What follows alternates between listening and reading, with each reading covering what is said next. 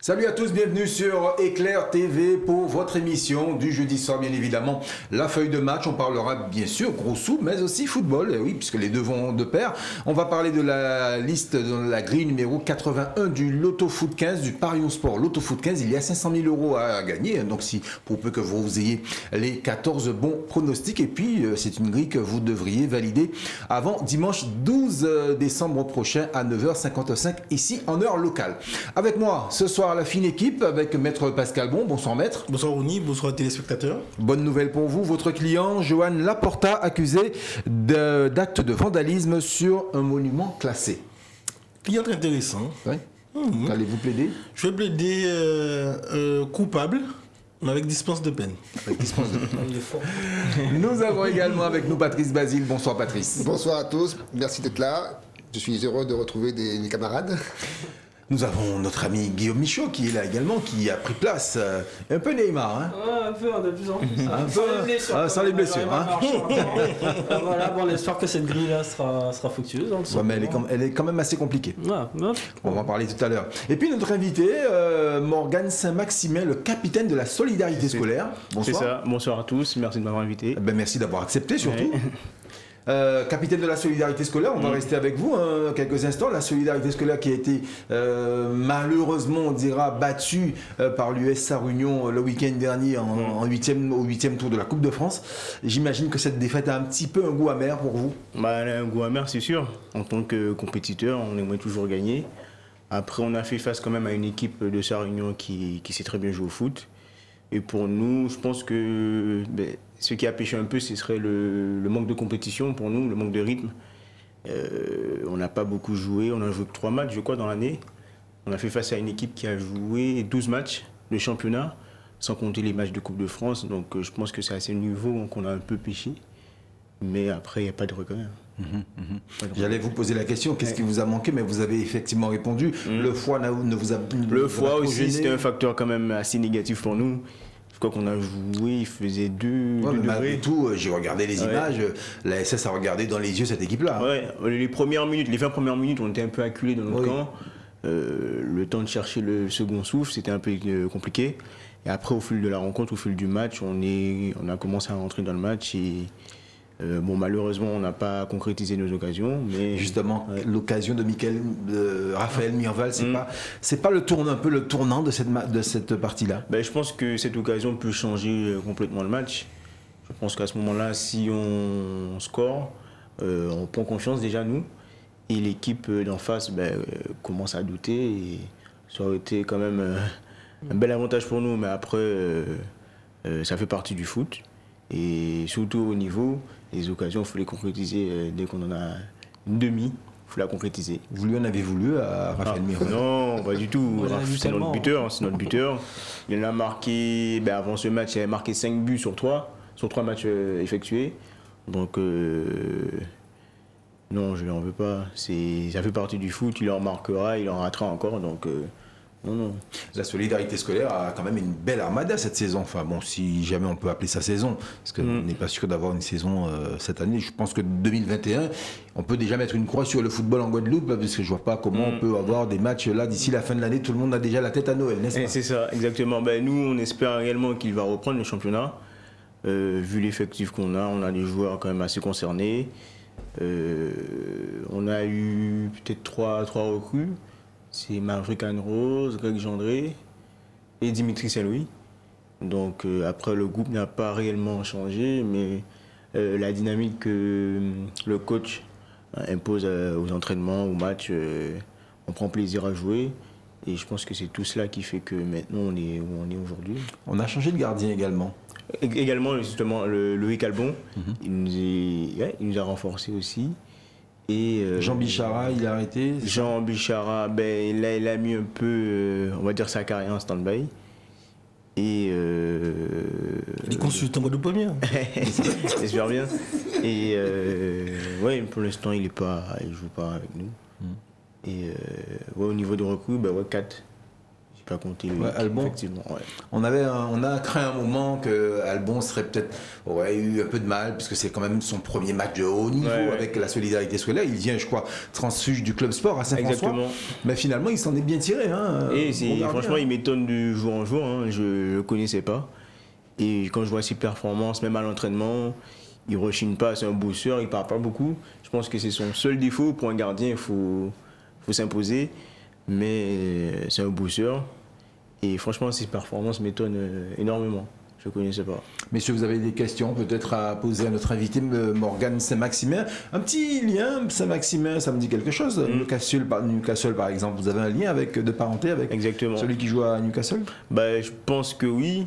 Après, je ne l'ai pas réellement encore rencontré. Je l'ai vu une fois dans un tournoi en métropole. J'avais rencontré par contre sa famille, sa mère. Et elle m'avait dit qu'elle venait de Trois-Rivières, comme ma grand-mère. Donc je pense que peut-être il y a un lien. Donc ça va voir quand il reviendra, parce que je pense qu'il va venir là bientôt, fin d'année, ou sinon fin du championnat en Angleterre. Très bien. Il viendra. Saint-Maximin, donc, qui a ses racines du côté de Trois-Rivières. Alors, messieurs, nous allons parler de Ligue des Champions, si vous le voulez bien, avec notre invité également. On connaît désormais toutes les équipes qualifiées pour les huitièmes de finale de la Coupe aux grandes oreilles. 2 équipes françaises font partie du Gotha européen. Le Paris Saint-Germain qui a terminé 2e de son groupe et Lille qui a fini en première position, quand même, il faut le dire. Oui, Bravo. bravo. Moi, je dis, ils ont fait le job. Voilà, ils étaient dans un groupe, il faut aussi le dire, pas le plus relevé. Mais ils ont fait le job. Et d'autant plus qu'ils sont premiers. Ils étaient mal partis. Hein. Oui, c'est mal parti, mais dans un groupe assez modeste quand même, il faut le dire. Voilà, c'était compliqué. Il y a des groupes qui sont compliqués. Mais on peut pas le dire après. Ah non, honnêtement quand même. Si c'était un groupe de Juventus. quand même. Voilà, oui. Non, ils ont fait le job, ils ont été à la hauteur, ils ont été au rendez-vous, donc ils sont premiers de leur groupe, donc ils sont tête de série pour le tirage suivant. Ah oui, ils vont regarder les yeux dans les yeux, les Real, les Chelsea. Voilà. C'est une belle chose aussi pour le football français, pour son indice. Je pense surtout. Oui, c'est ça, parce qu'effectivement, on constate que de plus en plus, les équipes françaises tirent leur épingle du jeu dans les épreuves européennes. Là, effectivement, toutes les équipes, à part peut-être une, effectivement, Marseille, mais toutes les équipes ont brillé. Lille, premier de son groupe, Paris qualifié, et Rennes, pareil. Donc, ça veut dire que peut-être que le niveau du championnat français est en train de s'élever, et peut-être que c'est de bon augure pour la suite. Donc, tant mieux. Espérons que on ait une bonne surprise à la fin. J'ai bien aimé j'ai découvert Gouvenet, il a senti une rage profonde. Ouais, c'était profond sa satisfaction. Voilà, c'était pas. Premier quand même. Hein. Non, mais c'est bien. On sent qu'il y a. Depuis il y a un entraîneur qui prend corps là. Voilà. Parce qu'il fallait derrière l'entraîneur qui remplace, c'était compliqué. Ouais, quand même. c'est clair. C'était lourd. Lui, c'est clair. Alors, Guillaume, justement, petite surprise, c'est l'élimination de l'Atalanta de Bergame. C'est clair, en plus je m'attendais pas. C'était un match un peu bizarre, hein. Ils ont mené 3-0 assez rapidement, Villarreal. Et je sais pas ce qui s'est passé. Atalanta s'est réveillé, ils ont fait 1 but, 2 buts. Et après ils ont touché 1, 2, 3 poteaux, ils ont pu passer. Et malheureusement, ça s'est joué jusqu'à la fin. C'est dommage parce que même au match aller, il y avait eu un Villarreal-Atalanta. Villarreal avait été quand même sans difficulté, c'était sorti avec un match nul. Donc c'est des fois, ça joue sur des détails. Et là, typiquement, c'est le cas, l'Atalanta éliminé. Après, les Italiens, à part la Juve, l'Inter a eu quand même pas mal de mal aussi. Voilà, c'est pas forcément. Finalement, la nation qui a le plus brillé, c'est l'Angleterre, hein, avec Liverpool, Manchester City, United. Voilà, ils ont tout le monde qui est qualifié chez eux. Donc, voilà, Ouais, Chelsea également. Messieurs, je m'adresse plutôt à Patrice Basile. Patrice, le bon tirage au sort pour le Paris Saint-Germain? Je serais tenté de dire, avec l'expérience que nous avons depuis maintenant peut-être quelques années, que quelle que soit l'équipe, finalement, on la prendra, parce qu'on est habitué à tirer les Bayern, les grosses équipes. Bon, évidemment, si on me demande de choisir, je préférerais l'Ajax. Mais après, je suis pas sûr. Hein, Non, mais de toute façon, Paris est taillé cette année pour gagner cette Ligue des Champions, quelle qu'elle soit, quel que soit l'adversaire. Donc, moi, je prends ce qui vient, tout simplement. Alors, il y a un tirage qui est un peu plus probable que les autres, c'est celui du Real, apparemment. Moi, je vois bien Real. Comme il y a des clubs qui ne peuvent pas se rencontrer, typiquement Paris ne peut pas rencontrer Lille.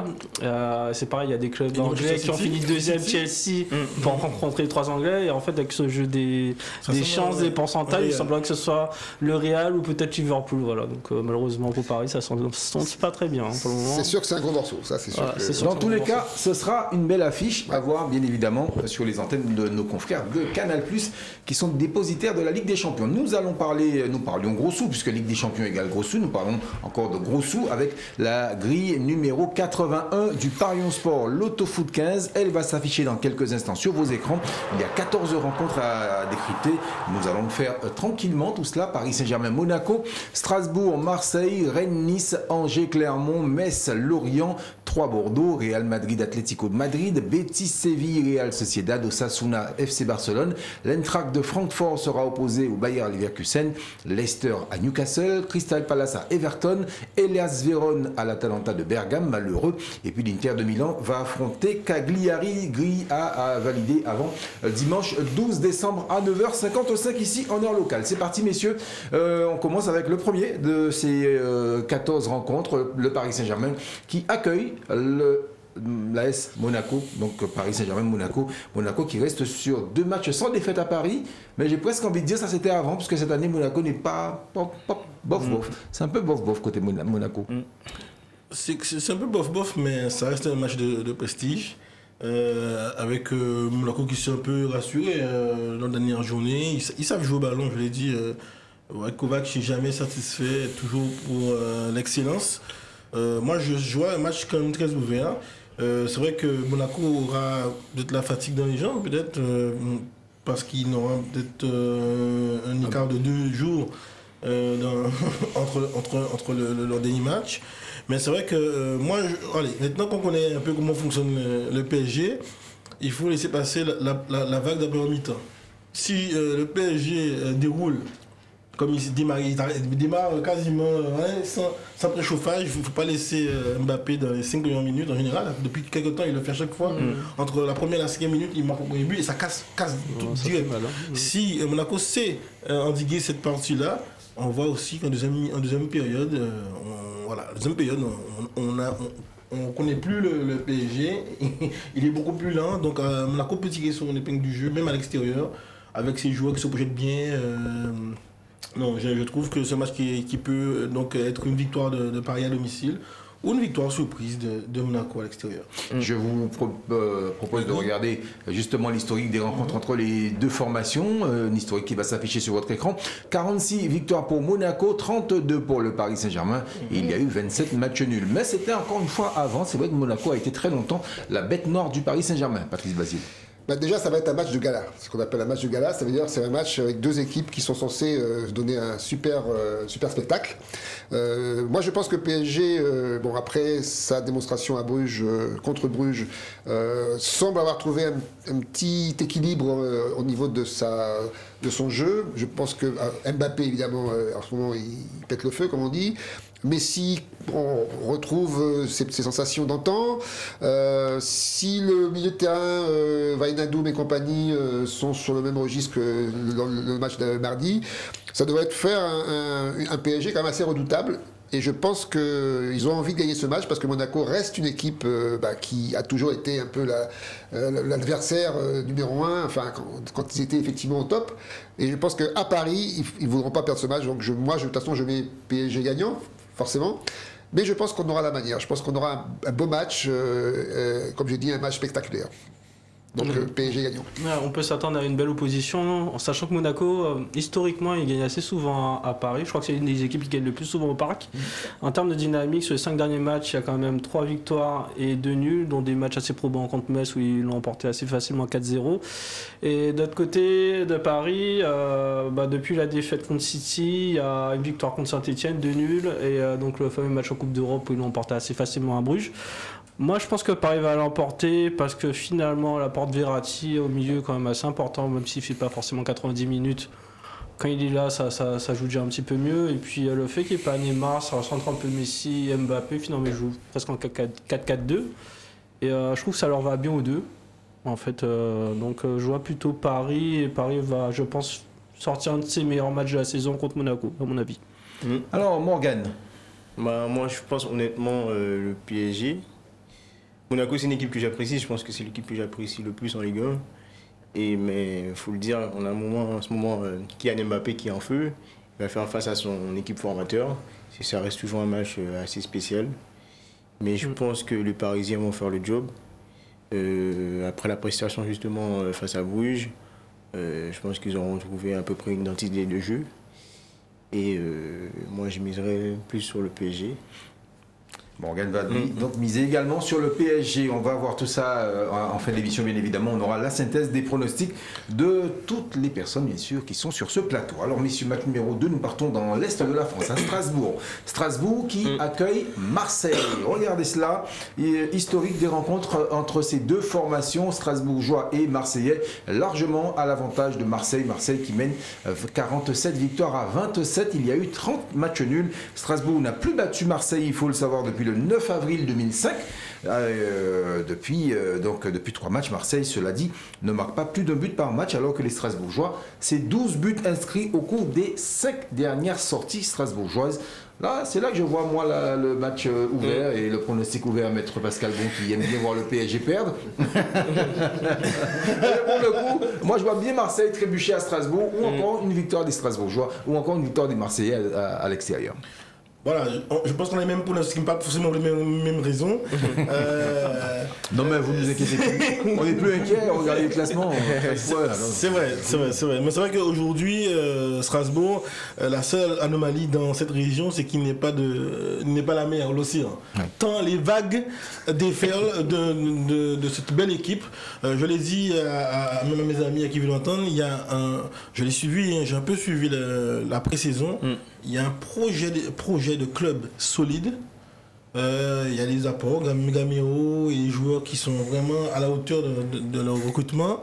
Et voilà, et une belle dynamique avec aussi Julien Stéphane, l'entraîneur. Donc vraiment, voilà, on va dire, dans une espèce pas de timidité, mais en tout cas même pas forcément sous les flux médiatiques. On a une équipe de Strasbourg qui démontre qu'il faudra compte avec elle dans les 5 premiers, il me semble, si ça veut rebondir en deuxième partie de saison. En face, on n'en a pas parlé, on ressort aussi de cette décision entre potes de points et tout ça, entre l'OL et l'OM, donc un match de moins pour l'OL et un match à rejouer. Oui. Alors que les dirigeants marseillais espéraient tout de même une victoire sur le tapis vert. Voilà, ce sont des conditions psychologiques qui font que Marseille va arriver aussi un peu avec la rage au cœur et au ventre, je pense. Et d'autant plus que dans ce match-là, ce sera tellement ouvert parce que justement, Marseille, souvent, avec son statut, doit faire le jeu. Faire des équipes plus modestes. Mais là, elle sait aujourd'hui que Strasbourg va falloir justement bien défendre et pratiquement jouer en contre. Je pense qu'on est à l'extérieur, on ne doit pas aller se livrer en montant trop haut. Donc je pense que ce match-là reste ouvert par rapport à ça. Marseille va jouer en contre, Marseille va se livrer, parce que sinon ils vont en prendre. Ils vont en prendre parce que Strasbourg c'est jouer au ballon. Donc moi je vois soit une victoire logique par rapport à sa forme de Strasbourg, ou soit une belle réaction d'orgueil de Marseille à l'extérieur avec, comme on dit, ces joueurs qui parfois sont à la hauteur de leur talent, mais il y en a d'autres, on attend toujours Enrique, on attend toujours aussi Gerson de temps en temps. C'est pas encore abouti et je pense que c'est pas la faute de l'entraîneur. De toute façon, encore une fois, ce match, je pense que ce sera un beau match, parce qu'on a deux équipes qui ont une philosophie très, très offensive. C'est vrai que l'entraîneur de Strasbourg, Julien Stéphane, depuis qu'il est arrivé, a métamorphosé cette équipe. C'est une équipe qui, l'année dernière, jouait plutôt défensive. Là, maintenant, ils alignent but sur but. Ils sont très, très efficaces en attaque. Pas mauvais en défense. Donc, c'est une équipe qui a, à mon avis, encore beaucoup de potentiel à développer. Et puis, il y a Marseille qui, quand même, semble avoir trouvé ses limites depuis le début de la saison avec un entraîneur qui a, au début, a priori trouvé quelque chose qui fonctionnait bien. Et puis, j'ai l'impression qu'il a changé complètement sa tactique. Maintenant, il est un peu plus défensif. Il est un peu moins dans l'euphorie d'attaque, on ne sait pas. Bon, il faut aussi savoir que Marseille, comme ils ont joué aujourd'hui, comme ils ont joué en Ligue des Champions d'Europa, ils sont peut-être un peu fatigués. Donc moi, je dirais que Strasbourg, à la maison, a plus de chances de gagner ce match. Donc moi, en tant que parieur, je mettrai Strasbourg vainqueur, en sachant qu'ils ont une armada offensive qui a prouvé depuis quelque temps que ça scorait pas mal. C'est vrai que Strasbourg, ces derniers temps, c'est vraiment impressionnant. Regardez les 2 derniers matchs, on a un 3-0 à Nice, quand même impressionnant, et un 5-2 contre Bordeaux. Donc en termes de puissance offensive, là-dessus, je pense qu'on peut s'attendre à ce qu'il soit présent. Et de l'autre côté, Marseille alterne entre le bien et le pas bien du tout. Il y a des défaites contre Brest, il y a une victoire à l'instant cet après-midi contre le Lokomotiv Moscou 1-0. Donc ils arrivent, en fait il n'y a pas de match nul souvent à Marseille, donc c'est pas forcément facile à prévoir. Après l'aspect déplacement, je pense, sera assez important. Aller être à Marseille, aller à Strasbourg alors que tu as joué le jeudi, je sais pas si ça va bien se passer. Donc je vois plutôt victoire de Strasbourg, ou alors éventuellement un match nul de Marseille qui arrive à ramener un résultat sur le fil. Morgane ? Exactement, comme tu l'as résumé. Strasbourg, c'est une équipe redoutable. Sur les 4 derniers matchs, ça a mis 12 buts. Ils en ont mis 5 à Saint-Etienne, 5 à Bordeaux, 3 à Nice. Donc c'est une équipe solide avec une très belle attaque, Kevin Gamero. Et c'est une équipe vraiment difficile à battre. On l'a vu avec le PSG ces dernières années, le PSG avait du mal à venir gagner chez eux. Donc moi je mettrais Strasbourg. Après, Marseille c'est sûr est dans l'obligation de rebondir après ces 2 échecs en championnat et en Europa League. Mais moi je miserais sur Strasbourg. Autre équipe redoutable que nous allons retrouver dans cette grille numéro 81, messieurs, il s'agit de Rennes. Et oui, les Rennais, le stade Rennais qui fait en ce moment feu de tout bois, qui accueille Nice. Nice qui est qui vit des moments plutôt compliqués. Rennes qui affiche quand même 4 victoires consécutives en championnat, alors que Nice n'a plus gagné depuis 3 matchs. Match ouvert là également, puisque réaction d'orgueil, pourquoi pas des Niçois, mais continuité dans l'action des joueurs Rennais, maître. Oui, je suis plutôt de l'avis de cette continuité. Voilà. À côté de Strasbourg, voici l'autre équipe qui aussi confirme journée après journée sur sa bonne forme. Je l'avais dit, hein, c'était un petit couac que la Borde puisse coincer face à Montpellier. Et depuis la reprise, à côté, il y a un certain Terrier qui sort régulièrement. Vous avez encore gratifié de. C'est des mais 3 par 3. Hein. Ah ouais, par 3. Et puis c'est très diversifié. Ça peut être du bouillet, bosser, sans compter les centres et les corners qui tirent pas mal bien également. Donc, moi, à mon sens, voilà, Nice va continuer à piétiner à l'extérieur face à une équipe en forme sur le plan physique, psychologique et technique. Je vois Rennes gagner à domicile dans son fief. Là aussi, encore une fois, je vois un très beau match. Donc, je pense qu'on aura 3 très beaux matchs. Alors, d'un côté, effectivement, on a un Rennes qui fait un peu office de rouleau compresseur depuis quelques temps. C'est vrai que rien ne lui résiste, même pas le PSG, puisqu'on a été aussi parmi ses plats. Donc là, je pense que ça va être un match important parce que Nice a besoin de se refaire. Nice qui avait bien commencé aussi. Sans compter que Nice, je crois, joue sans Delors, qui est quand même une pièce maîtresse dans son effectif. Et quand on voit l'évolution de Rennes par rapport à Nice, je pense que Nice pour l'instant est en train de se chercher. Je pense que l'euphorie est un peu tombée. Et donc normalement sur ce match-là, je mettrai Rennes parce que je vois pas qu'est-ce qui pourrait empêcher Rennes chez eux, puisqu'ils ont fait quand même pas mal de buts, ils ont marqué pas mal de buts chez eux jusqu'à présent, face à un Nice qui malgré des Gouiri et des Dolberg quand même assez performants, aura du mal face à cette équipe de Rennes en ce moment à qui tout réussit finalement. Peut-être que l'historique va faire changer d'avis notre ami Guillaume Michaud ou encore notre ami Morgane Saint-Maximin notre invité pour le coup. Regardez messieurs, c'est Nice qui mène au bilan des confrontations, des 102 confrontations entre les 2 équipes et les Niçois qui mènent 42 victoires à 35. Il y a eu 25 matchs nuls. C'est vrai que l'historique joue en faveur des Niçois. Après, la dynamique, elle joue plutôt en leur défaveur pour le coup. Avec notamment sur les 5 derniers matchs, il y a 3 défaites, une victoire, un nul. Et sur les 3 derniers matchs en particulier, il y a 0 but marqué, ce qui est plutôt inquiétant pour une attaque qui marchait bien au début. Je ne sais pas si vous vous souvenez, il y avait des 4 ou 5-0 contre Angers, contre des Bordeaux. Et là, c'est plus trop le cas.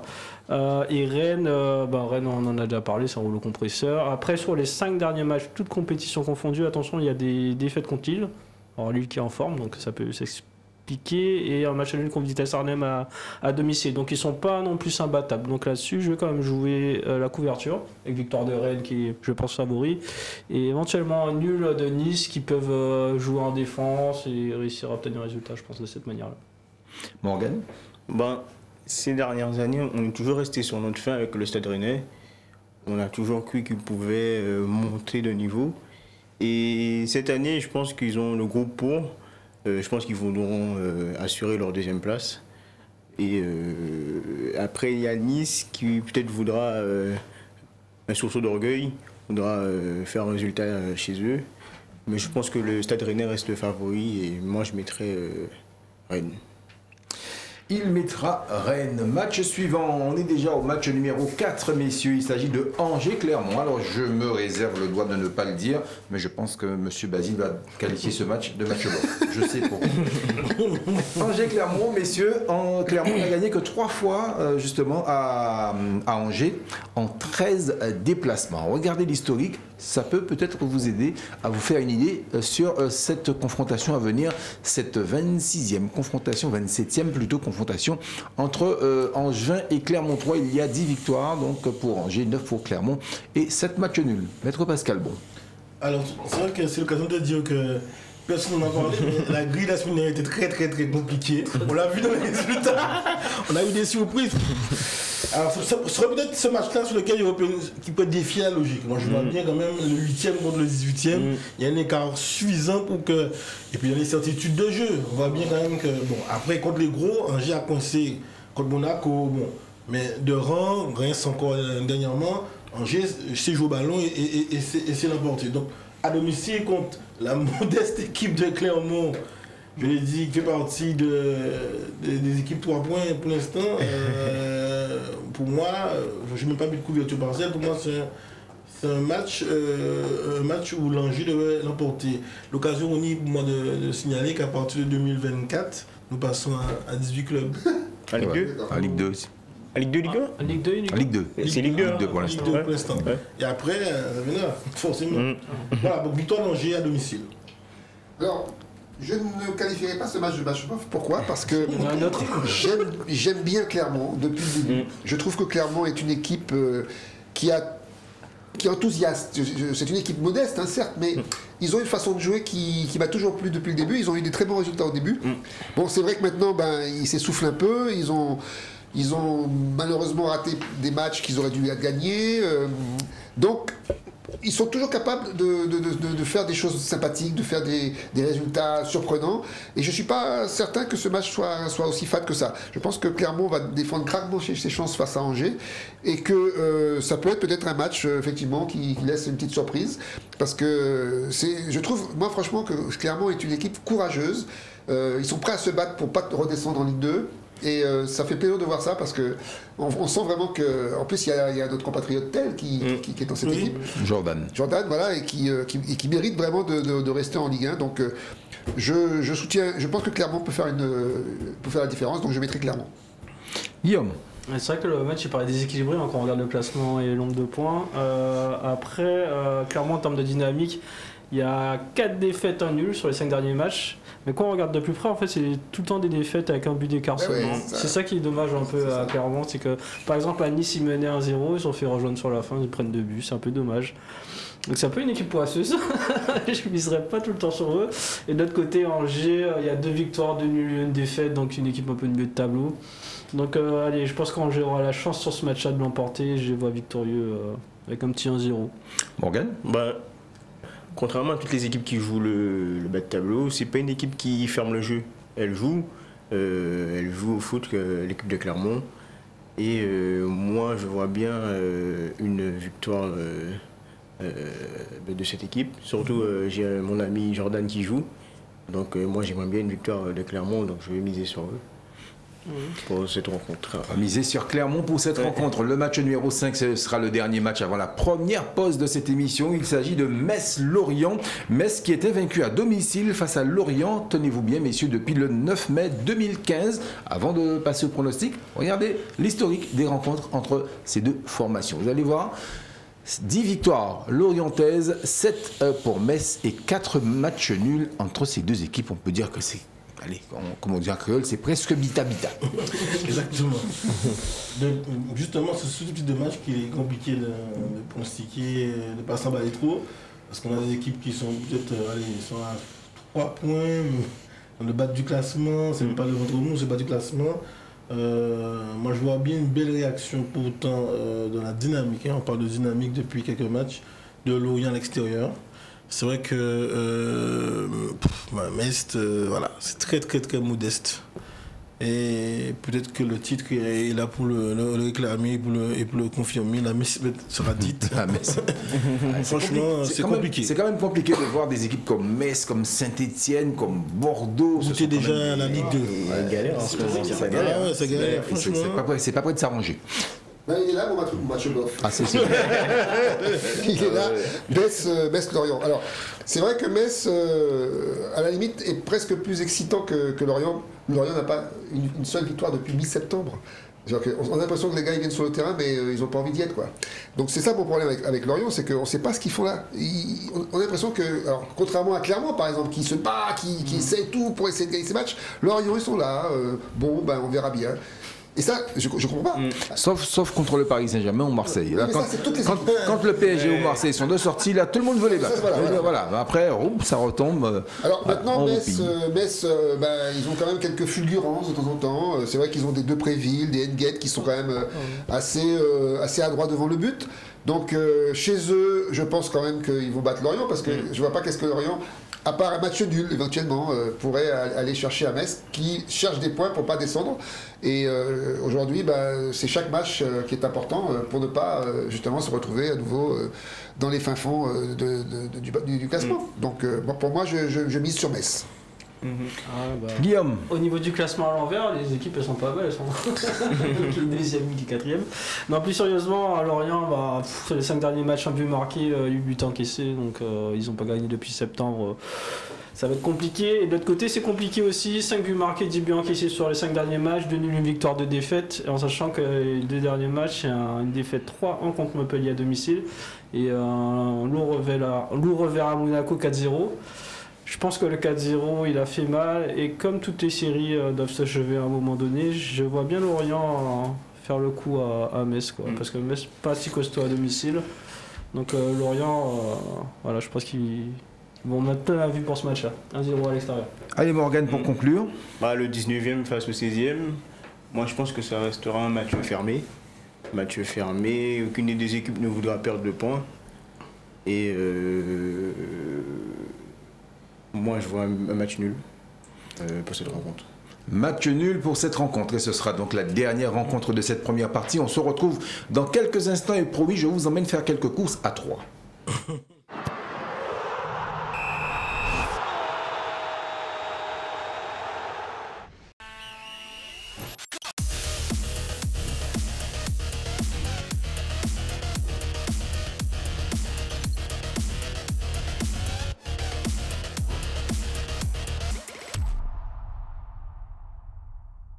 Retour sur le plateau de la feuille de match, les amis. Bien évidemment, on va poursuivre la descente de la grille 81 du Parion Sport Loto-Foot 15 en compagnie de Maître Pascal Bon, Patrice Basile, Guillaume Michaud et de Morgane Saint-Maximem, notre invité, le capitaine de la solidarité scolaire.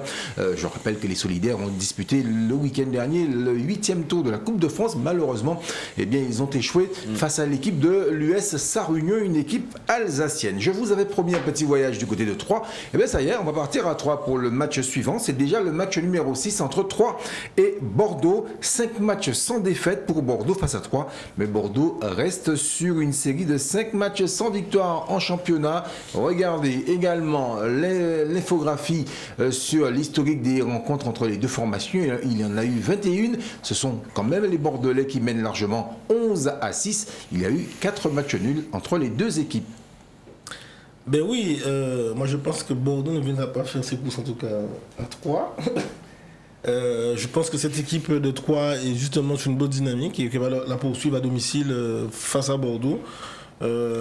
Aujourd'hui, c'est vrai que je regarde encore, c'est vrai qu'il y a du mieux, il y a du mieux à Bordeaux, en tout cas l'attaque. Et on sent cette dynamique offensive qui est toujours là, mais voilà, derrière ils ne savent pas défendre, ils ne savent pas, ils en prennent tout de suite derrière. Quand ils en mettent 2, ils en prennent 4.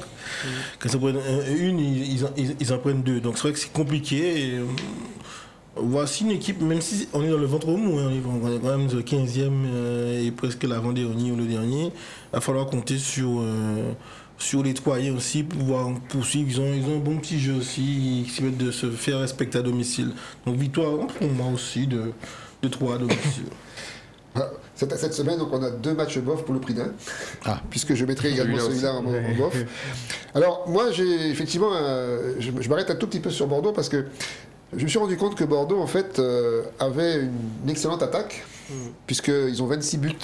Et pour faire la différence, Marseille, qui est 3e, a 23 buts. Par contre, c'est la pire défense du championnat. Donc ça explique pourquoi Bordeaux, aujourd'hui, est à ce stade-là. Donc il suffirait que, je sais pas moi, ils referment un peu derrière pour que tout de suite, on ait une équipe qui score. Donc contre 3, je pense que leur efficacité offensive va fonctionner. Et comme je ne suis pas certain que les Ripard et les Baldé soient aujourd'hui capables de marquer beaucoup de buts, je me dis que peut-être que Bordeaux à droite peut faire le match qui va peut-être aller les sauver parce qu'ils sont quand même très très très bas.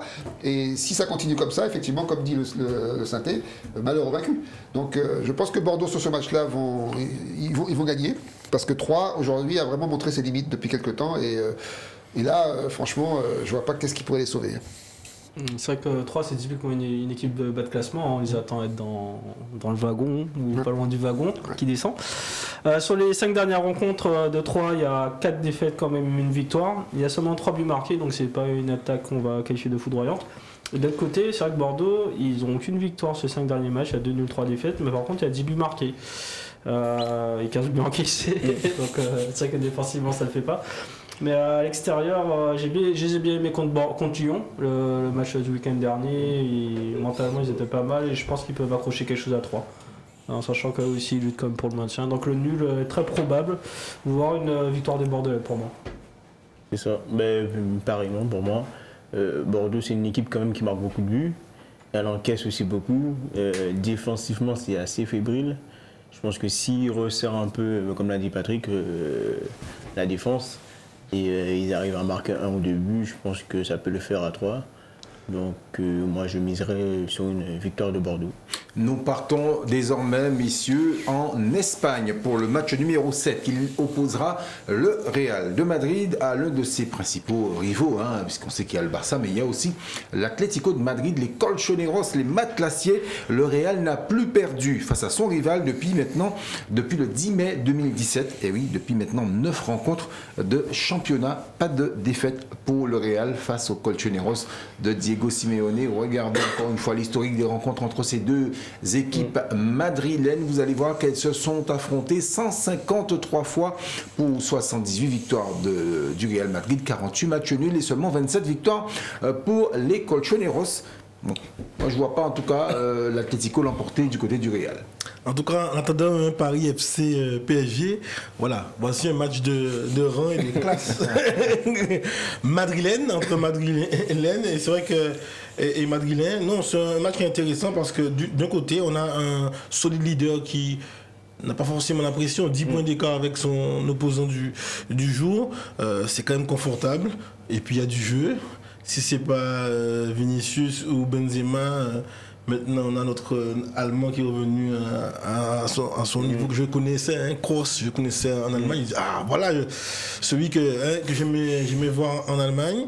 Et en face, on a une équipe qui est une équipe peut-être à plusieurs visages, mais surtout comme son entraîneur, quelqu'un du caractère. Voilà. L'Atlético Madrid, voilà, vous avez vu comment Carrasco peut péter les plombs. Enfin voilà, on a Suarez, je ne sais pas s'il va pouvoir rejouer, il est sorti sous. Carrasco, ça me paraît compliqué. Mais Suarez est sous blessure, je sais pas, c'est côté compliqué aussi. Donc c'est vrai que l'Atlético va se présenter quelques handicaps, mais avec une fausse caractère. Et puis Correa qui va sous le banc, quand il rentre, il est efficace. Donc si ils savent jouer en contre, et qui savent contrer un peu les velléités qui viendront, je dis, de Vinicius le côté, de Kroos et puis la finition chirurgicale de Benzema. Il y a une chance que l'Atlético puisse faire un résultat au Real. Mais c'est vrai que moi je vois, et c'est ma couverture complète, désolé, on est un pronostiqueur ou on n'est pas, mais sur ce type de match, je ne peux que faire la couverture complète parce qu'on peut aussi tomber sur un bon match nul, 2-2 ou un partout. Voilà. Moi, je pense que pour le Real Madrid, c'est un match important, un peu comme le Classico. Hein, c'est un derby qu'ils ne veulent surtout pas rater. Et en ce moment, c'est vrai que le Real est quand même assez impitoyable avec ses adversaires. Et en fait, ce qui m'impressionne au Real, bon, évidemment, il y a Benzema devant, mais c'est surtout leur milieu de terrain, Modric, Casemiro, Kroos, qui sont vraiment très redoutables. Et c'est ce qui nous manque d'ailleurs au PSG. C'est d'avoir ce genre de milieu de terrain qui vous fait la différence et qui emmène les ballons là où il faut les amener. Et ça, je pense qu'aujourd'hui, l'Atlético de Madrid n'a pas. Et en plus, il ne faut pas oublier que le Real Madrid est invaincu depuis 9 matchs. Donc, ce qui fait qu'ils ont vraiment une dynamique positive qui, chez eux, sera compliqué à aller vaincre. Donc moi, je me dis que le Real ne peut pas perdre ce match. Surtout que, encore une fois, l'Atlético de Madrid n'est pas l'Atlético d'il y a 2 ans, d'il y a l'année dernière. Aujourd'hui, il se cherche encore un tout petit peu. Donc voilà. Donc moi, je pense que le Real, là-dessus, vainqueur sans problème. C'est une grosse dynamique pour le Real en ce moment. 5 derniers matchs, il y a 5 victoires évidemment. Il y a 10 buts marqués, 1 but encaissé. C'est des victoires contre des adversaires très solides. Hein. Je parle de Inter Milan, Real Sociedad qui était promis encore pas très longtemps, Séville, Bilbao et puis la petite revanche contre Tiraspol. Ouais. Donc ils seront prêts. Attention, Benzema est quand même incertain pour ce match. On ne sait pas trop avec sa blessure est-ce qu'il pourra jouer ou pas. D'autre côté, l'Atlético, sur les 5 derniers matchs, il y a 3 victoires, 2 défaites. Les 2 défaites ont eu lieu à domicile et il y a comme des victoires de prestige à l'extérieur. Il y a le 4-1 contre Cadiz et surtout la victoire en milieu de semaine contre le Porto sur le score de 3-1. Et comme c'est vraiment un match où les matchs classés ils aiment vraiment embêter les royalistes, je vois bien un triple là-dessus, donc une couverture complète, parce que c'est vraiment le type de match que l'Atlético de Madrid ils adorent, franchement. En ce moment, le Real c'est très fort, surtout à domicile. Il reste invaincu, ça fait 9 matchs qu'ils n'ont pas perdu. C'est très fort. Ils ont une armada offensive qui est quand même assez redoutable, incroyable. Et à contrario, en revanche, l'Atlético Madrid, c'est très solide, avec des atouts offensifs quand même à faire valoir, avec Griezmann, Correa et surtout Tom Lemar, que je connais. Donc moi, je miserais bien sur un petit match nul et un petit but de Tom pour l'affiche. Il fait confiance au Guadalajara. C'est bien. Effectivement, on fait un petit clin d'œil. Il y a Asensio en face quand même. Hein. Ouais. Mais il n'est pas Guadeloupe. On reste en Espagne, messieurs, avec le match suivant. C'est le match numéro 8 entre le Betis de Séville et la Real. C'est la Real, par contre Sociedad. C'est le Real de Madrid, mais c'est la Real Sociedad. Le Betis qui reste sur une série de 5 victoires consécutives en championnat. La Sociedad n'a gagné que 3 fois à Séville au cours de ses 10 derniers déplacements. Je suis allé regarder un petit peu tout ça. Et pour compléter le tout, regardez encore une fois l'historique des rencontres entre ces deux formations. Vous allez le voir. 33 victoires pour la Sociedad, 28 pour le Betis. Et il y a eu 26 matchs nuls. Deux équipes qui se sont affrontées à 87 reprises. C'est peut-être là où je mettrai mon triple, pour le coup. Maître. Voilà, j'ai mis un double. Non, franchement, ce match-là est compliqué à pronostiquer également parce que d'une part, on a, vous l'avez dit, très justement, un Betis qui est très en forme, qui est sur une belle série. Et on a l'équipe surprise du début de saison qui est en train de se tasser, en train de se chercher et qui, voilà.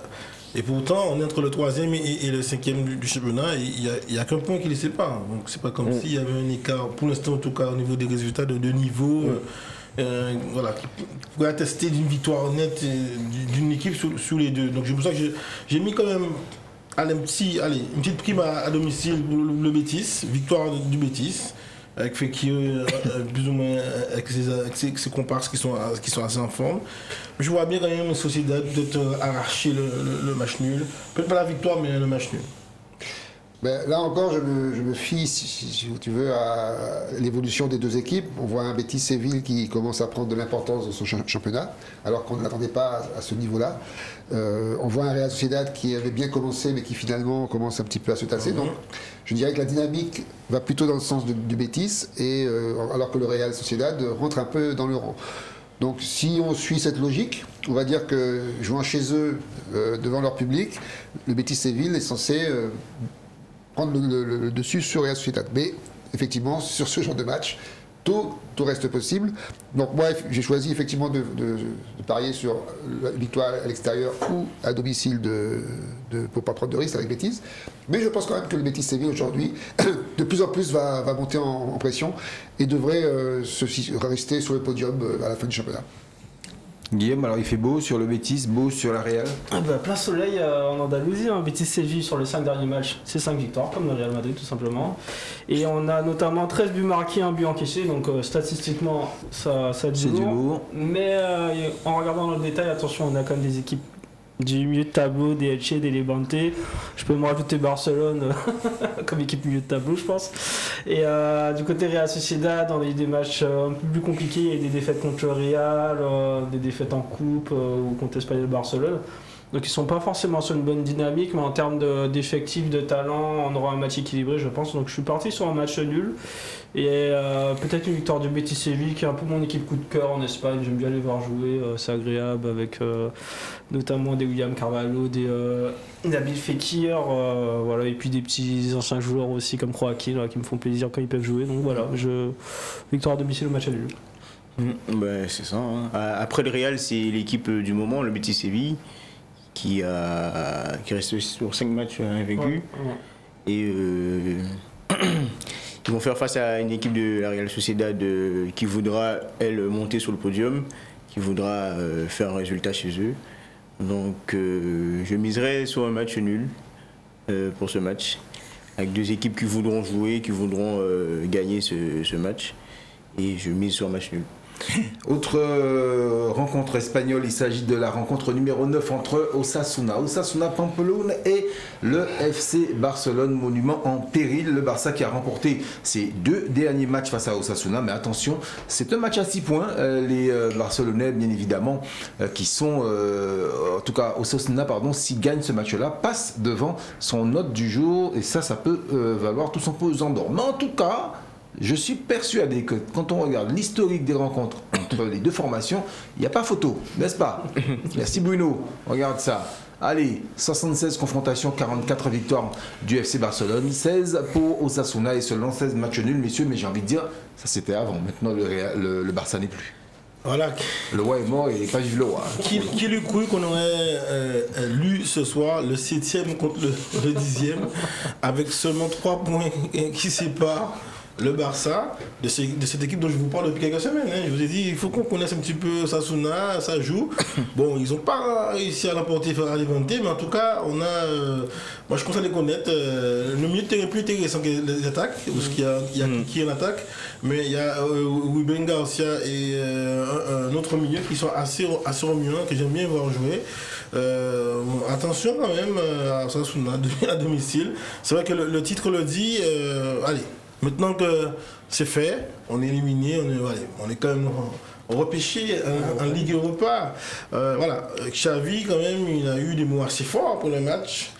Voilà. Bon, est-ce que ça servira de locomotive pour pouvoir motiver face à Osasuna? Je pense quand même que oui, il y a une classe d'écart quand même si nous ne sommes pas tous satisfaits un petit peu du rendement de Paille et des autres joueurs devant. Je pense que quand même que Barça peut continuer sa phase de construction face à une modeste équipe de Osasuna et l'emporter à l'extérieur.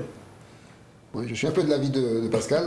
C'est vrai que quand j'évoque le Barça, je ne peux pas m'empêcher d'avoir un peu de peine, même si le Barça a fait beaucoup de mal à mon équipe favorite.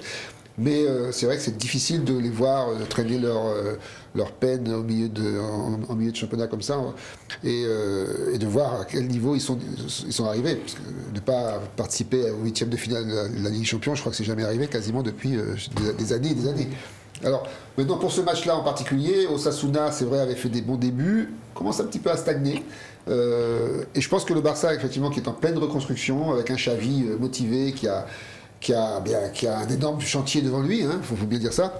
Je pense que Barça, quand même, va pouvoir gagner cette équipe, même s'ils ne sont plus du niveau des Atlético de Madrid, des Real Madrid et compagnie. Mais je pense que contre des équipes comme Osasuna, ils vont tirer l'épingle du jeu, un Depay ou un De Jong qui sont capables de marquer des buts à tout moment. Donc je pense quand même que Barça va gagner ce match. C'est vrai que ce qui est triste, c'est qu'il y a le match aller contre le Bayern, ils prennent 3-0 avec Koeman. Ils changent l'entraîneur, ils reprennent 3-0 encore contre la même équipe. Donc c'est vraiment triste. Le Bayern, ils sont simplifiés quand même. Ils ont vraiment enterré le FC Barcelone. Et je pense que ça, Xavi il va être obligé de jouer sur l'orgueil des gars. C'est-à-dire que les gars, ils partent contre Betis Séville, ils partent contre Munich. Faut réagir les gars, faut se bouger, donc je compte là-dessus. Surtout qu'Osasuna ils m'ont quand même déçu la semaine dernière, on a misé sur eux comme un petit peu d'argent. Ils sont allés faire 0-0 contre les Vendée, c'est quoi ça les gars hein. Donc victoire de Barcelone à l'extérieur, même si ça va pas être un match facile je pense. Ouais, il n'y a plus de match facile en ce moment pour le Barça. Ça va pas être un match facile exactement, ils vont faire face à une belle équipe de l'Osasuna qui voudra aussi grappiller des points et qui peut même passer devant Barcelone. Mais je pense que Barcelone, ils vont faire le job. Là, ils sont touchés, l'orgueil est touché. Je pense que là, les joueurs seront concentrés pour ce week-end. Je pense qu'ils feront le taf pour ce match. Donc, victoire du FC Barcelone. Ich bin ein Berliner, messieurs, je vous propose un petit voyage, un petit détour rapide, un crochet, on appelle ça, par l'Allemagne pour le match numéro 10. L'Eintracht de Francfort contre le Bayer Leverkusen. L'Eintracht de Francfort qui reste sur 3 victoires consécutives, surtout à domicile face au Bayer. Mais pour autant, moi je vois bien un match nul ou encore une victoire à l'extérieur. On regarde l'historique des rencontres entre les deux formations qui s'affichent. 35 victoires pour le Bayer Leverkusen. Vous avez 26 victoires pour l'Eintracht de Francfort, des équipes qui ont fait 13 fois match nul. Oui, Ronny, je suis du même avis que vous. Voilà, après avoir misé plusieurs fois certainement dans le match Mönchengladbach contre Leverkusen. Voilà, il faut reconnaître la bonne forme actuelle de Leverkusen, qui sont 3e pas par hasard. En face, il y a Francfort qui a fait match nul aujourd'hui en Ligue Europa face à Fenerbahçe. Ils ont quoi qu'un joueur qui s'appelle So qui a marqué. Bon, ils ont aussi une équipe qui est coriace. Qui est coriace. Je crois que le Bayern s'est employé à gagner face à cette équipe-là. C'était pas facile. Et pour autant, voilà, au niveau de l'attaque des équilibres, je pense que Leverkusen a tous les moyens de pouvoir remporter ce match-là à l'extérieur et continuer sa marche en avant et tutoyer les deux premiers qui sont devant elle. C'est vrai que Francfort, autant l'année dernière, c'était une équipe redoutable qui était dans les hauts du tableau. Autant cette année, je ne sais pas ce qui se passe.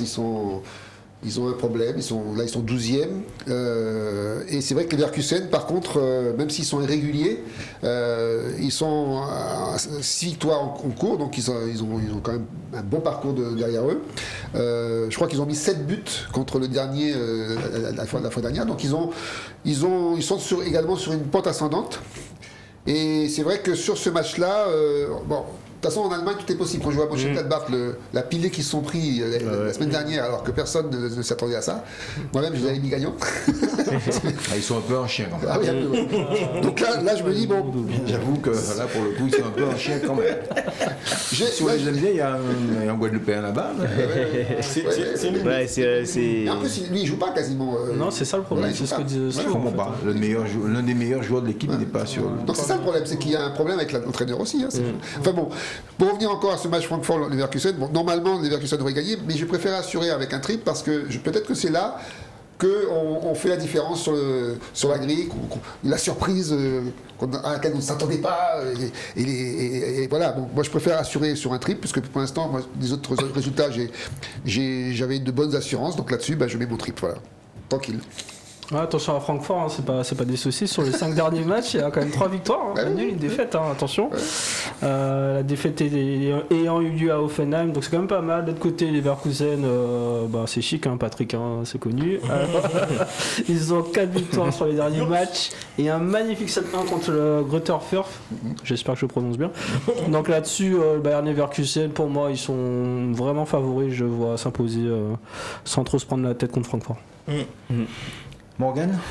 Le championnat d'Allemagne, c'est le championnat pour moi le plus improbable.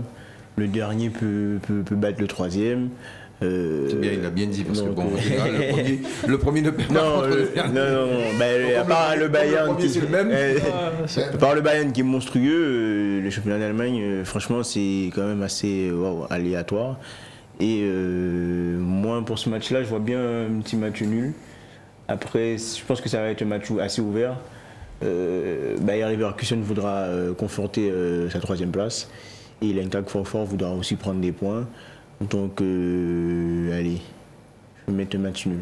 Match nul pour ce 10e match de la grille. Grille à valider, tenez-vous bien mes chers amis téléspectateurs, avant dimanche 12 décembre à 9h55. C'est l'heure de la pause, on va la marquer. Ensuite on revient pour les 4 derniers matchs et surtout entendre la plaidoirie de Maître Pascal Bon dans Parole à la Défense. Je rappelle son client, il s'agit de Johan Laporta, accusé d'acte de vandalisme sur un monument classé. Et puis je vous rappelle également que tout ce que vous avez entendu ce soir, vous pouvez le retrouver sur l'application La Feuille de Match, bien évidemment, que vous pouvez télécharger sur toutes les plateformes Android ou encore iOS. A tout à l'heure.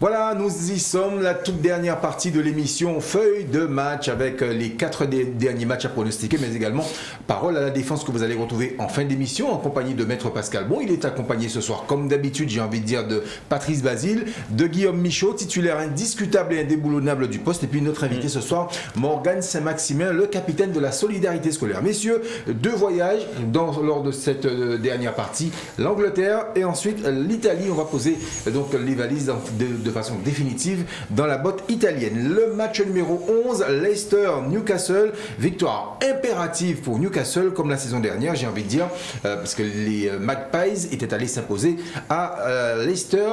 Ça pourrait leur donner un petit coup d'espoir, on dira, pour la suite du championnat. Regardez l'historique des rencontres entre les deux formations. Vous allez voir que ce sont les joueurs de Leicester qui mènent 28 à 24. C'est bien ça, hein. Je crois que c'est bien 28, hein. Maître Pascal Bon, c'est bien 28. 28. C'est capoté les lunettes, mais pas vrai quand même. 28 à 24 pour la formation de Leicester. Il y a eu 14 matchs nuls entre les deux formations. Newcastle, victoire impérative malheureusement pour les Magpies. Oui, victoire impérative, mais pourtant, on l'avait dit, des deux équipes, c'est Leicester qui se présente plus ou moins en meilleure forme. Alors je dis encore une fois, sur ces matchs qui vont être considérés comme bof, on est encore dans la gradation vers le haut de la difficulté de cette grille. On va le voir tout à l'heure dans les autres matchs, mais c'est vrai que ces matchs qui sont difficiles à pronostiquer. On a deux clubs qui ne sont pas forcément tous les deux très très en forme. Aujourd'hui, il y a encore une déconvenue. Leicester a perdu face à Naples 3-2. Donc ça, ils ont joué, ils savent faire du jeu avec les Vardy et les autres, mais bon. Ils savent aussi, ils en prennent trop. Ils en prennent trop. Et là, voilà. Se relancer au championnat va être intéressant. Et Newcastle, comme vous l'avez dit, a besoin de points. Alors, moi, encore une fois, petit avantage à l'équipe qui reçoit et par son classement. Et la classe de ces joueurs que nous connaissons. C'est vrai qu'on peut compter des fois sur un éclair de génie de Newcastle, mais je fais confiance quand même à Maddison et Vardy. Oui, et puis ça marque aussi, hein, sur les côtés, il y a Evans. Il faut marquer aussi à domicile, je pense, pour une victoire. Donc, tout de même, de Leicester à domicile ou un match nul, peut-être. Voilà. Il n'y a pas de Guadeloupéen à Newcastle, à Leicester. Il faut supporter Newcastle. C'est ça. Non, je partage l'avis de Pascal parce que c'est vrai que Leicester, c'est l'équipe qui souvent nous gratifie de matchs flamboyants avec des résultats inattendus. Alors évidemment, c'est pas le Leicester des années N'Golo Kanté, qui écrasait tous son passage, qui gagnait même le titre. Maintenant, cette équipe est rentrée dans le rang. Mais je pense que contre un Newcastle qui n'a pas gagné la moindre victoire depuis je ne sais pas combien de temps, qui sort de 7 matchs nuls, donc c'est vraiment l'équipe bof par définition en Angleterre. Je pense que Leicester a plus de chances effectivement de gagner chez eux sur ce match. Et si j'avais pour le pari, moi je dirais qu'effectivement, même si Leicester n'arrive pas à trouver la bonne carburation, qu'ils ont été battus par Aston Villa la fois dernière, mais un match sur deux, ils sont capables de renverser la situation, donc je mise sur eux quand même. Donc je les mets vainqueurs. C'est vrai que Newcastle, depuis le début de saison, c'est pas exceptionnel. Ils sont 19e actuellement, avant-dernier. Cependant, sur les 2 derniers matchs, il y a eu, c'était des équipes faibles. Hein. C'était Norwich en face, ils ont fait un nul à domicile. Et ils ont quand même battu Burnley un petit 1-0 à domicile.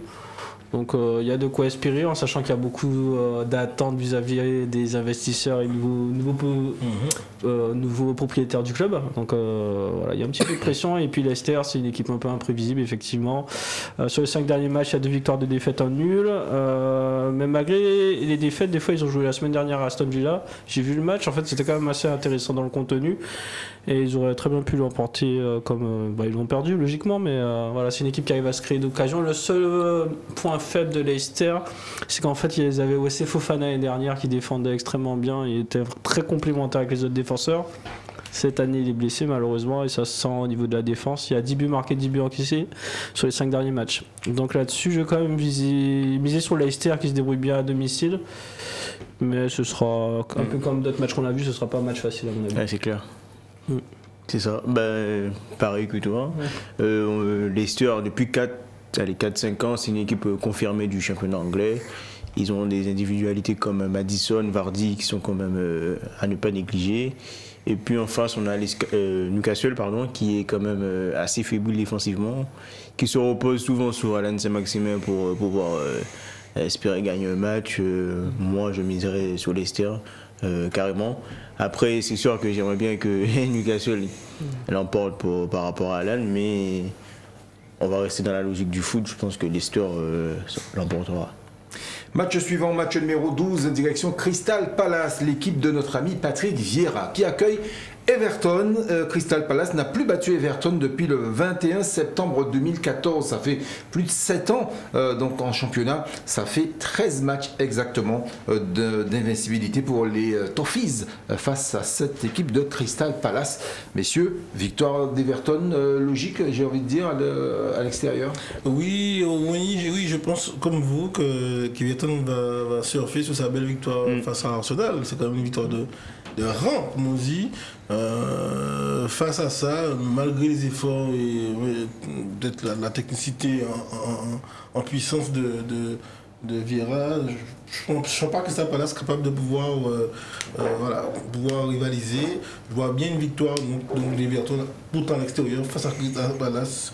Moi j'y crois. Il faut qu'elle puisse continuer sous cette belle lancée.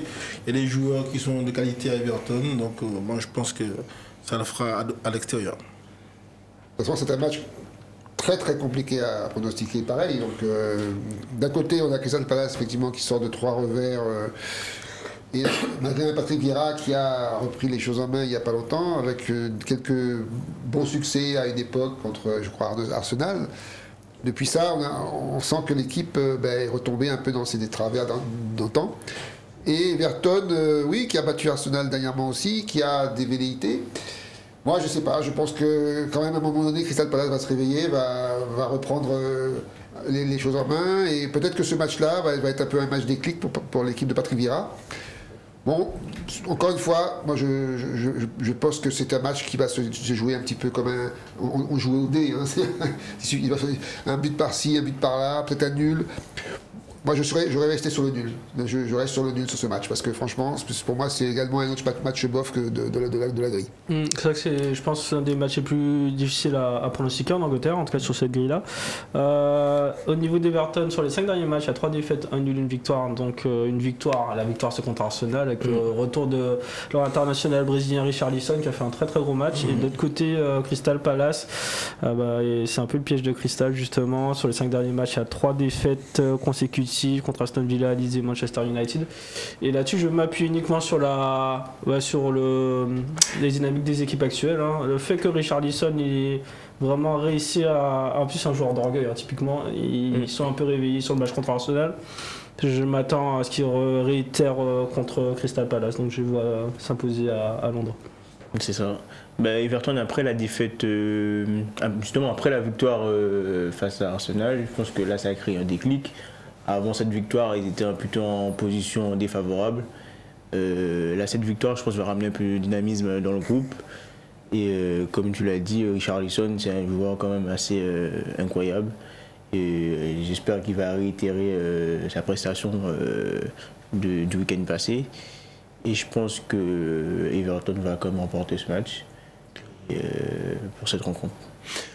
J'ai une question à poser à Morgane, justement, j'y pensais, mais Ouais. tu regardes beaucoup de matchs de foot, toi, en tant que joueur? Les championnats que je regarde le plus, c'est en Allemagne, plutôt le championnat allemand. Je ne regarde pas Pourquoi énormément. l'Allemagne? Pourquoi Parce que ce championnat me fascine plus que les autres. Et c'est pas fermé, les équipes jouent au foot. C'est offensif. C'est plutôt porté sur l'offensif, exactement. Et honnêtement, c'est plus ce championnat qui me correspond même à mon style de jeu. Les box-to-box. Après, il y a l'Angleterre aussi, mais par moments, les matchs restent assez fermés. Et en Allemagne, c'est rare de voir un match fermé, un match qui se finit sans but, quoi. Donc, moi, c'est plutôt le championnat allemand que je regarde. Merci de la réponse. Match numéro 13, direction l'Italie, je vous l'avais promis. Hellas Vérone qui reçoit l'Atalanta de Bergame. Des Bergamasques qui ont été éliminés, on l'a dit, en Ligue des Champions. Auront-ils la tête au championnat? En tout cas, le retour sur terre risque d'être brutal. Et l'Atalanta qui reste sur 3 matchs sans défaite à Vérone. Bergame qui en championnat reste sur 4 grosses victoires de rang, notamment avec Naples et la Juve. On va regarder ce qu'ont fait ces deux équipes en termes d'historique de confrontation. Il y en a eu 43, 11 victoires pour les Hellas Vérone, 18 pour l'Atalanta de Bergame et il y a eu 14 matchs nuls, messieurs.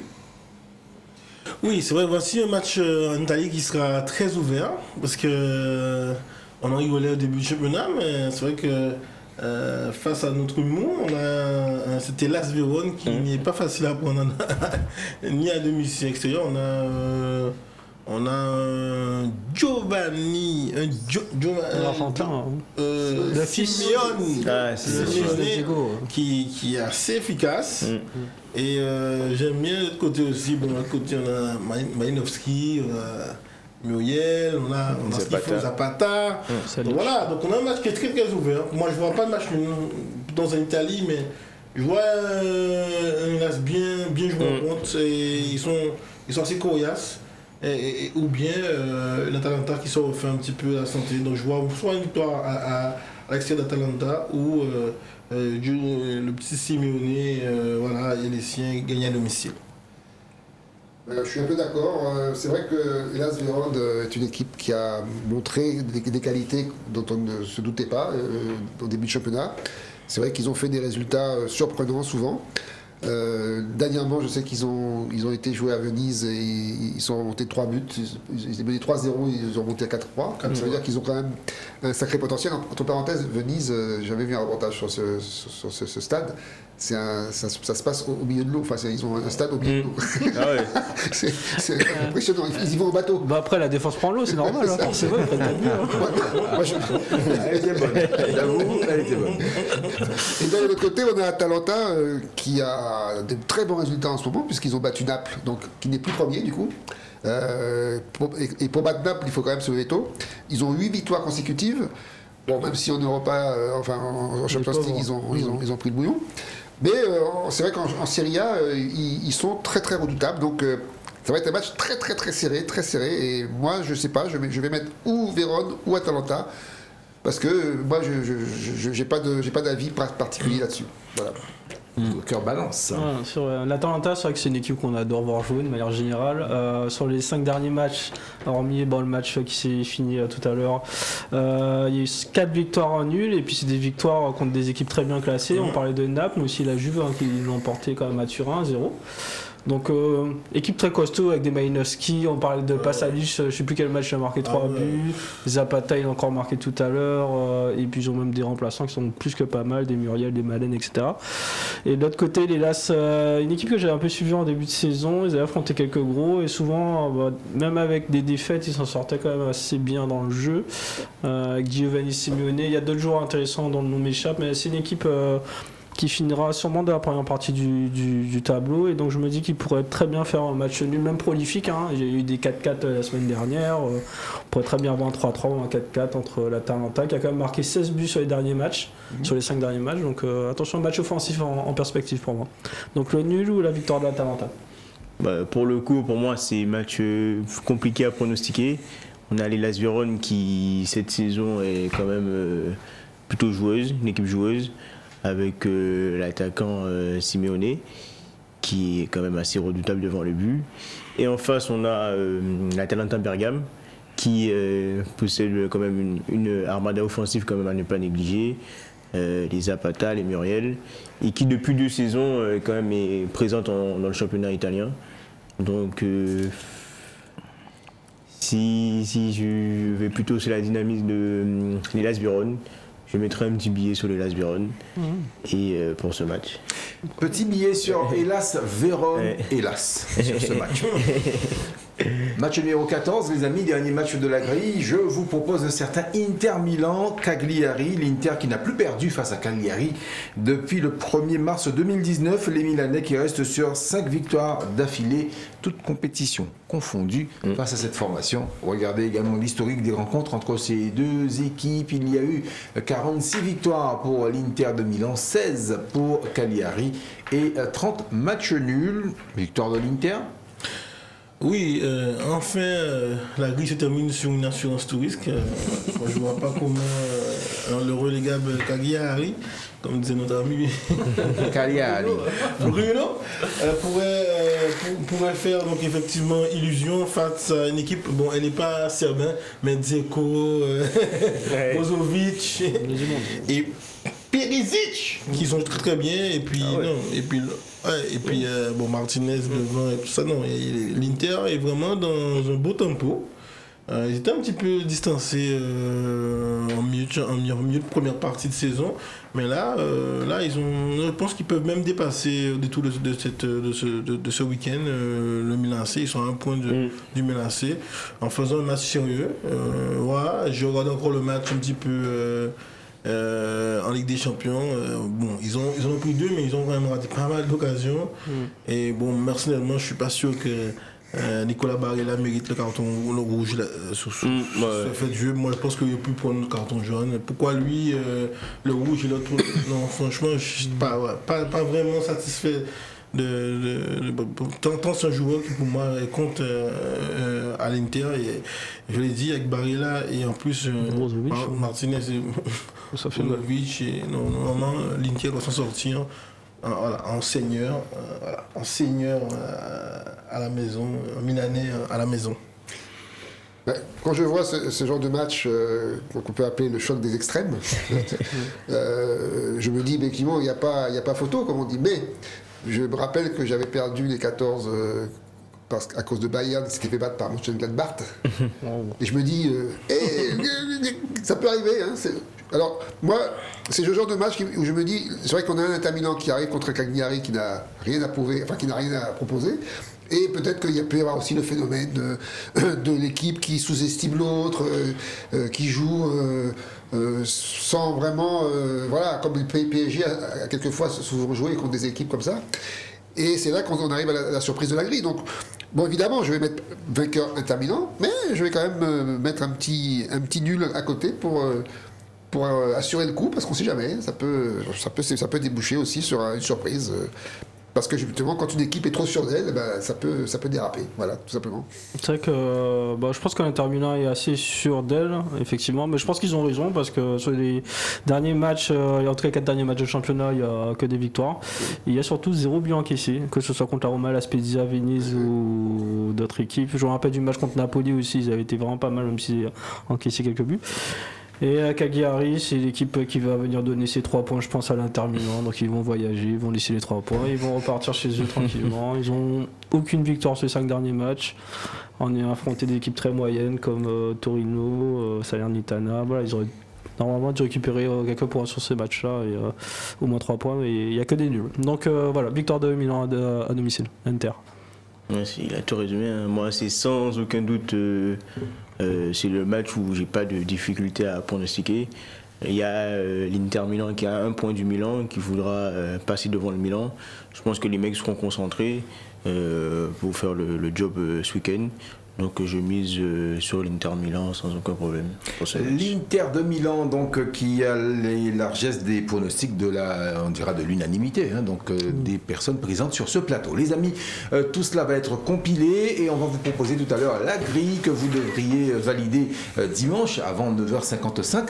C'est la grille numéro 81 du Parions Sport, l'Autofoot 15. Mais tout de suite, parole à la défense. Et le client de Maître Pascal Bon, on l'a dit, on l'a répété, il s'agit de Joan Laporta, le président du Barça, donc accusé d'acte de vandalisme sur un monument classé. Regardez ce que je vous ai concocté. Oh. Ben oui, Ronnie, téléspectateurs, voilà, tremblement de terre, voilà, on a espéré une qualification. Le titre, l'accusation tient aussi par rapport au fait que le Barça a été éliminé de la Ligue des Champions. Voilà, c'est une statistique qui vient troubler une quiétude acquise depuis 2003 jusqu'à 2020, outre un épisode en 2008-2009 où j'ai été éliminé. Jamais le Barça aurait été éliminé avant d'arriver au moins au huitième de finale en Ligue des Champions. L'entraîneur actuel l'a annoncé, c'est véritablement une fin de cycle. C'est vrai qu'aujourd'hui, l'accusation porte sur qui? Sur le président qui est accusé, et les termes sont très importants, accusé de quoi? De vandalisme sur un monument classé. C'est vrai que c'est un monument classé qui vient se retrouver, je l'ai dit tout à l'heure, dans les méandres du milieu de classement, 7e, 8e, même en championnat. Ce n'est pas donc les beaux jours du Barça. Alors, cette accusation, je l'ai dit, on peut la comprendre, on peut l'accepter, parce que déjà, lorsqu'on est responsable, lorsqu'on est un dirigeant, lorsqu'on est un président de club et qu'on accepte de reprendre, parce qu'effectivement il a été président de 2003 à 2010, donc on voit bien que les bons résultats étaient à l'époque de son côté, mais il a accepté aujourd'hui de reprendre en 2021. Donc la cape de président, et donc s'il a accepté, c'est qu'il voulait, il pensait en tout cas faire mieux que ceux qui étaient avant lui. Donc quand on est un responsable, un président de club, on accepte les jours où ça va bien et aussi les échecs, même s'ils sont relatifs. Et même si, je l'ai dit, on peut aller très vite sur la dispense de peine. Pourquoi? Parce que, bien évidemment, même s'il y a de la continuité et il porte tout le poids de sa responsabilité, on sent bien que les dés étaient joués un peu plus en amont de son arrivée. Sur 3 points. Le premier point, c'est effectivement les recrutements onéreux et désastreux. Oui. Je suis désolé, Antoine Griezmann, Coutinho, même Dembélé, voilà, et on a là dilapidé les 222 millions qu'on a pu lâcher pour Paris, voilà. Donc ça déjà, on a eu des joueurs qui n'ont pas été à la hauteur. On a aussi la valse des entraîneurs. On a eu 4 entraîneurs en un an, Sétienne, on ne se souvient même plus de Sétienne, Valverde, voilà, Koeman et maintenant Xavi. Donc, pas de stabilité à ce niveau-là, mais aussi, on va dire, aussi un grand couac sur la capacité d'une équipe comme ça. On connaît, moi je suis déjà allé au Camp Nou, quand on va au musée du Camp Nou sous les gradins, on voit bien l'historique, on voit la continuité. Et là aussi, deuxième point, il y a une incapacité à renouveler dans les secteurs clés. Aujourd'hui, on est avec un Busquets vieillissant, un Piqué qui n'est pas à la hauteur. Jordi Alba, il en fait un cycle. On a nous chercher quoi, l'anglais, non, on a pu. Carlos Puyol était passé par qui, enfin, voilà. On a eu aussi une incapacité à renouveler sur les secteurs clés. Une équipe de cette envergure aurait dû trouver les moyens donc de pouvoir, et sans compter, je dis même Pjanic aussi, bon, on a acheté Pjanic pour 80 millions, là encore, et ça permet de toucher le troisième point qui effectivement peut permettre aussi d'expliquer cette Bérésina, c'est également sur la catastrophique donc gestion financière. Financièrement parlant, on a maintenant plus de 1 milliard cumulé de déficit, comme tu l'as dit, parce qu'effectivement, on attendait peut-être une petite qualification pour amener un peu l'argent frais, et puis on a même pour les joueurs qui sont arrivés, je suis désolé, Braithwaite, Depay et Agüero ne sont pas, en tout cas aujourd'hui, à la hauteur de leur illustre Romario et et Stoïkov, et même Messi. Bon voilà, je vais loin parce que l'historique, comme je l'ai dit, il y a une continuité dans ce que pouvait produire ce club dans le temps.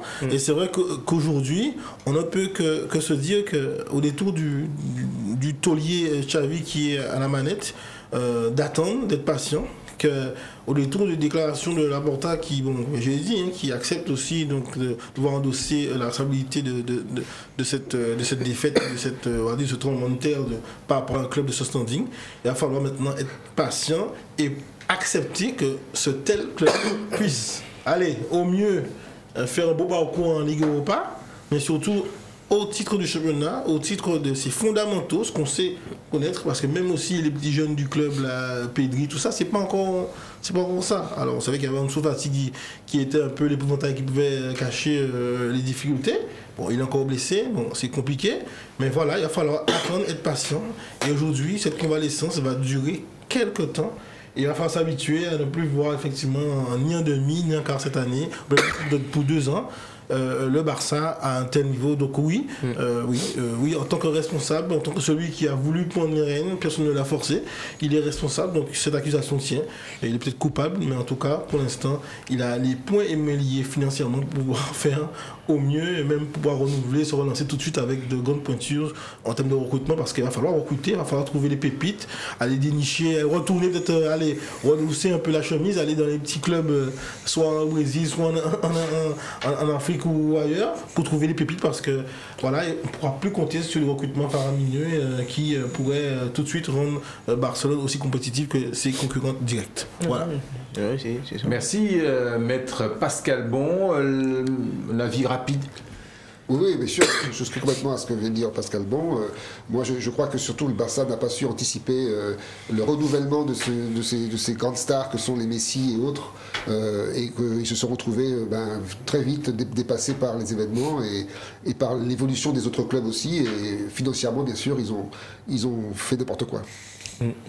Guillaume ? Moi je pense que c'est une bonne chose qu'il se soit fait éliminer parce que ça fait déjà un peu redescendre le niveau d'attente de l'équipe qui est pas. Exact.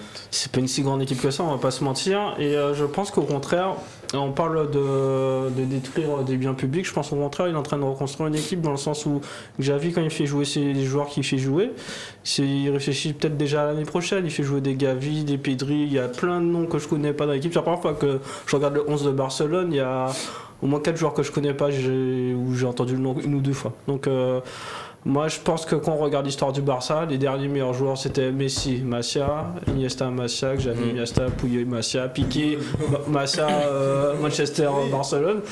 Donc il n'y a pas de secret, il faut former. Et je pense que Xavi c'est vraiment l'homme de la situation, je pense, pour former des jeunes qui vont sortir et qui vont pousser les vieux briscards, les Dembélé, tout ça, ils vont partir d'eux-mêmes. Hein. Dès que les jeunes ils vont arriver, ils vont avoir le niveau. Ouais, bah voilà, mais il faut se séparer de ces gars-là, donc il va falloir attendre peut-être 8-9 mois, le temps que les titulaires se mettent en place. Donc voilà, c'est bien. Et peut-être l'Europa League en plus, ce sera peut-être un bon terrain d'entraînement pour eux, quoi, parce que les équipes elles seront sûrement au niveau en dessous que le Bayern de Munich, donc pourquoi pas. Moi je trouve que c'est une bonne chose finalement. Ouais, tu parlais de Coutinho, ça prouve que c'est tellement difficile de remplacer des mecs comme Iniesta, Xavi, Messi, qu'ils achètent, mais ils n'arrivent pas à trouver la solution. Mais je pense que là ils sont en construction avec les jeunes, notamment Pedri, Ansu Fati et les restes sont à venir. Et je pense que peut-être d'ici 2-3 ans ils vont se refaire une santé et pourront revenir sur la scène européenne un peu plus fort. Messieurs, merci. Je vous propose de jeter un œil sur les raisons. Pas les raisons de la colère et de la faillite du Barça. C'est un beau dossier qui a été fait par nos confrères de Foot Mercato qui était plutôt pas mal fait. Donc quelques petites explications sympathiques à lire donc dans les colonnes de Foot Mercato. Voici la grille, messieurs, que nous proposons à nos amis téléspectateurs pour ce Paris Sport Loto Foot 15 numéro 81 du 12 décembre 2021. Validation avant 9h55. Paris Saint-Germain, Monaco, nous vous proposons le 1. Strasbourg, Marseille, le 1 et le 2. Rennes, Nice, le 1. Angers, Clermont, le 1. Metz, Lorient, le 2. 3. Bordeaux, le N et le 2. Real Madrid, Atlético de Madrid, pas de risque, le 1, le N et le 2. Betis Séville, Real Sociedad, le 1 et le N. Osasuna FC Barcelone, allez, on donne une chance au Barça, une nouvelle chance au Barça, le 2. L'Eintracht de Francfort contre le Bayer Leverkusen, le N et le 2. Leicester Newcastle, le 1. Crystal Palace Everton, le 2. Elias Verona Atalanta, le 1 et le 2. Et enfin Inter de Milan Cagliari, à l'unanimité, nous étions pour le 1. Et bien ce sera également le 1, une grille qui vaut 96 € pour peu que voilà, hein, vous ayez les sous. Mais bon, vous jouez à 2, 3, 4, c'est bon. Vous mettez vos 96 € et ça peut rapporter jusqu'à 500 000 €. C'est la cagnotte qui vous est promise ce week-end pour ce Parion Sport Loto Foot 15 numéro 81. Merci à Maître Pascal Bon. Merci Ronnie et merci à tous les footballeurs du dimanche. Patrice Basile. Merci, et j'ai une pensée pour mon ami Philippe Copette dans ces moments difficiles. C'est vrai. Philippe Copette, président de la solidarité scolaire, effectivement, qui vit un moment difficile, mais on lui donne, comme on dit chez nous, toute la force qu'il faut pour surmonter cette épreuve. Ce n'est jamais simple de perdre un proche. Bah, je me joins au message de Patrice et puis je rajouterai juste n'oubliez pas l'application feuille de match. Ah ben oui, ça il ne faut pas l'oublier.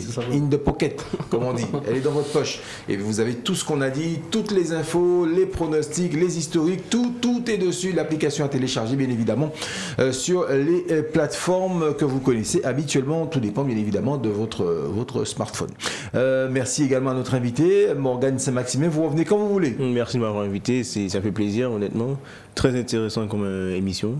Je ne connaissais pas et j'espère encore revenir. Avec plaisir, vous venez quand vous voulez, la porte est ouverte d'ailleurs. Je voulais rappeler juste une chose, c'est que j'ai été voir un match une fois de la SS qui joue à Moule l'année dernière où ils avaient mis, je crois, CSM, CSM, ouais. voilà. Ils avaient fait un match de fou. Style Paris Saint-Germain. Ouais. Et c'était le plus beau match que j'ai jamais vu depuis longtemps en Guadeloupe. Ouais, c'était c'est vrai que le CSM est également une très belle équipe, donc j'imagine que c'était effectivement du beau football. Mais je sais que la SS a bien recruté, j'ai hâte que le championnat reprenne pour qu'on ait ces belles joutes entre Solidarité Scolaire, la S Gosier également qui a une belle armada, le CSM, le Phare de Petit Canal, la Jeunesse Évolution qui a bien recruté également, donc toutes ces équipes-là sont attendues bien évidemment dès que la situation sanitaire le permettra. Les amis, merci, excellente soirée bien évidemment sur Éclair TV et vous allez voir que je vous le promets chaque jeudi soir, mais ce qui vient après est forcément intéressant et va forcément vous intéresser. Excellente soirée à tous et c'est pas du jeu de boules.